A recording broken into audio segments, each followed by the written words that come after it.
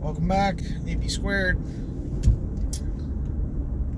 God helps those who help themselves. How many times have we heard that before? It's an interesting thought. I've been thinking about that a lot lately. Going through the Nag Hammadi library and just looking into the Gospel of Thomas. It's a pretty interesting one. But one of these thoughts occurred to me. It's like, so many people used to say that all the time. God helps those who help themselves. And I was like, what does that even mean? And I think it kind of ties back into what I was talking about a long time ago, even before I stopped making videos and came back. Back when I was part of the Orthodoxy and I was trying to work through how to overcome despair, right? The concept of it and everything. Excuse me. Self-love, but not self-obsession. I think that's really all that means. God helps those who help themselves. What is help? You know, what is love? What is truth? If it's not just an acceptance of what we're presented with and a way to overcome it, or to accept it and transcend it. Yeah, it's pretty deep. Anyway, this one's not going to be very long.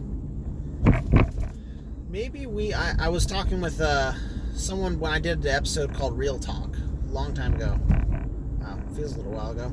I was talking with this guy, and he wrestles with self-hatred, something we all wrestle with, right? We feel worthless, we feel inadequate. And I was talking about, in a recent episode, how the church is an indoctrination program for our soul. And I'm just working through thoughts, and so I'm trying to put things together. And one of the thoughts I had was, one thing that you find in a lot of religion, almost all religion, is that mankind is a lowly, despicable worm of some kind. Some religions say we have to work our way out. Some say you have to put faith in perpetuation or a human sacrifice in the form of a perfect deity like Jesus to get out. But all of them start with the premise that we're worthless, we're evil, we're fallen, we're corrupt, we're destructive. It's a very low and negative view of the self. And I don't have the answers. I'm searching for them. I'm looking. But one thing I realize is, like, if you hate yourself, you cannot grow. If you hate yourself and you're always beating yourself down, you cannot rise. If you're always, whipping yourself for being down, you can't pull yourself up by your bootstraps, if you want to take that analogy. And so I got thinking, and I was like, maybe God helps those who help themselves, because you got to first love yourself before you can go anywhere. You know how it says, love your neighbor as yourself? Well, it's like, if you don't love yourself, you're going to do shit to your neighbor. You're not going to help him at all. I don't know. It's a thought I'm working through. I'm going to keep going through the Nag Hammadi library and seeking truth, because that's what we do. But getting back to when I was talking about Real Talks, this guy, he posted something, and it said, I've got a condition or something, I'm unattractive or something. And I was like, if you loved yourself, that love would become attractive. Not obsession. Don't be like self-absorbed and self-obsessive, but if you love yourself and take care of yourself, that'll shine. And one thing I've noticed is you see a lot of obese Baptists.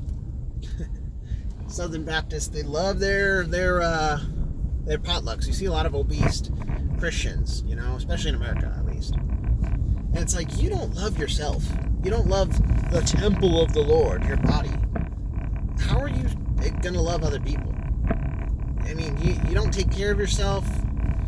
You claim to be doing things for others, but you've let your body go to crap.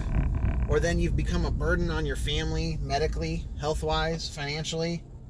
That car is old as dirt. Wow. But it's like, if you don't love yourself to take care of yourself, you can't take care of others. And in fact, you're going to become a burden and a pain and a drain on other people. And you see this all the time with people around you. And it leads to a lot of self-hatred. And the churches reinforce this fact. They're like, well, you can't be right with God. You need someone else to get you right with God. And therefore, you're as bad as you'll ever be. But if you're grateful for them stepping in between you and God, you might improve and show some gratitude by doing things that doesn't displease that person.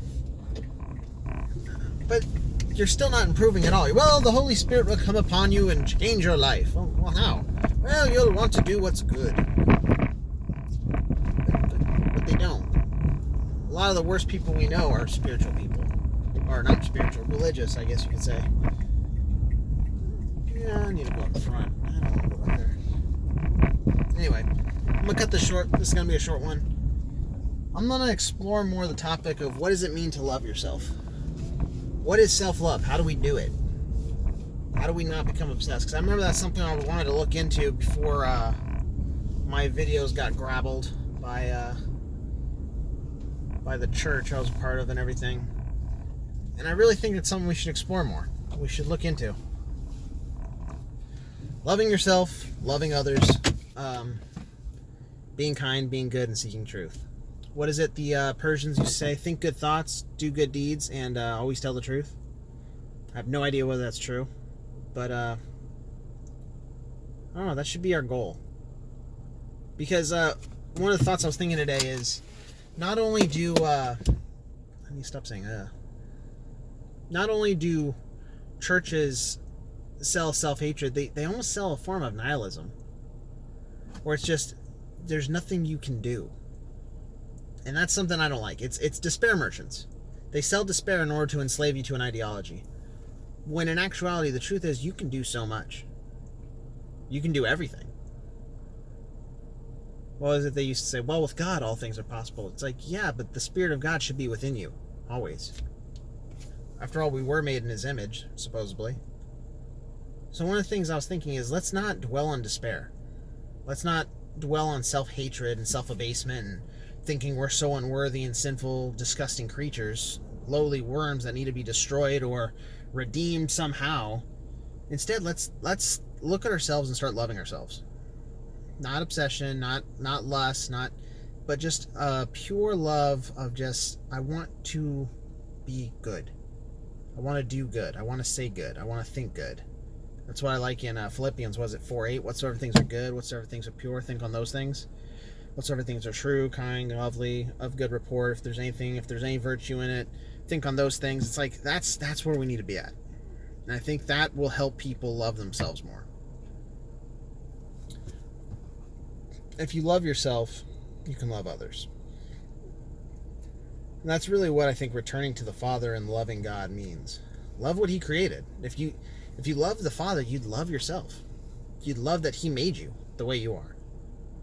And you'd be able to just, if you're defective and broken and retarded, you'll be able to overcome that to the best of your ability, or cope, or transcend, or, work with what you got. But stop hating yourself. Stop thinking you're so worthless. It's really annoying. And I'm mostly just speaking to myself right now, because I don't know if anyone's watching this.